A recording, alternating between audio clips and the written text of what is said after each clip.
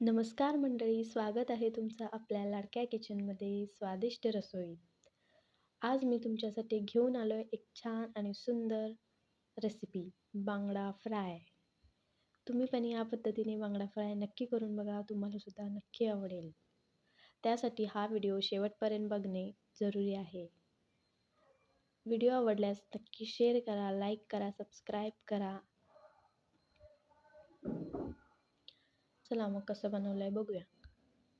मॅरिनेशनसाठी आपल्याला लागणार आहे आलं लसूण, पुदिना, कोथिंबीर आणि 4 हिरव्या मिरच्या. त्याची मस्त बारीक अशी पेस्ट करून घेऊयात. त्यानंतर एका बाउलमध्ये चिंच घेऊन गरम पाण्यात ती भिजत घालूयात. चिंच भिजली की मस्त बांगड्यांना हळद लावून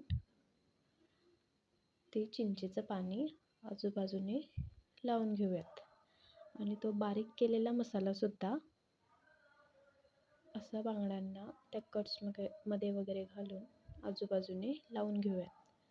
तसं लावून झालं की मग मस्त मॅरिनेशनसाठी 1 ते 1.5 तास बांगड्यांना ठेवून देऊयात साईडला. त्यानंतर आता कोटिंगची तयारी. आता कोटिंगसाठी काहीजण रवा वापरतात, काहीजण पीठ वापरतात. मग आम्ही इथे बारीक रवा घेतलेला आहे 2 वाट्या आणि त्यात मस्त अशी बारीक हळद टाकलेली आहे आणि थोडं मीठ टाकलेलं आहे. मीठ जास्त टाकायचं थोडे, नाहीतर बांगडे थोडे सपक लागतात, मग ते छान लागत नाहीत. आणि वरून असं 2 चमचे लाल तिखट टाकलेलं आहे. लाल तिखट पण जास्त टाकू शकता, त्यामुळे बांगडा आणखीच चविष्ट लागतो. मग ते छान असं मिक्स करून घेऊयात. त्यानंतर ते मॅरिनेट केलेले बांगडे घेऊन त्या रव्यात दोन्ही बाजूने बुडवून छान असे कोट करून घेऊयात. कोट करून झाल्यानंतर एका साईडला त्यांना ठेवून देऊयात. म्हणजे ते छान त्या रवा त्या बांगड्यांना मस्त लागून राहू देत असा. साईडला ठेवल्यानंतर सगळ्या बांगड्यांना मस्त आपण रवा लावून घेऊयात. मग आता फ्राय करण्यासाठी एका पॅनमध्ये तेल घालून एक कढीपत्ता मस्त टाकून घेऊयात.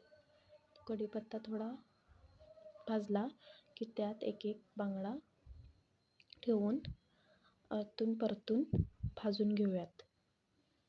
बांगडा भाजण्यासाठी जास्त वेळ लागत नाही, पण बारीक गॅस करून मस्त आतून परतून खरपूस असा भाजून घ्यायचा.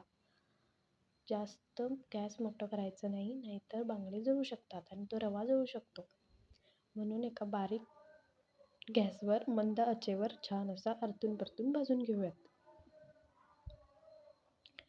असं भाजून घेऊन झाल्यानंतर मस्त सर्व करून घेऊयात. सर्व करून झाले की मस्त असा छान लिंबू पिळून खाऊन घेऊयात. तुम्हाला सुद्धा कशी वाटली रेसिपी नक्की सांगा. आवडल्यास लाईक करा, शेअर करा, सबस्क्राईब करा. Bye bye.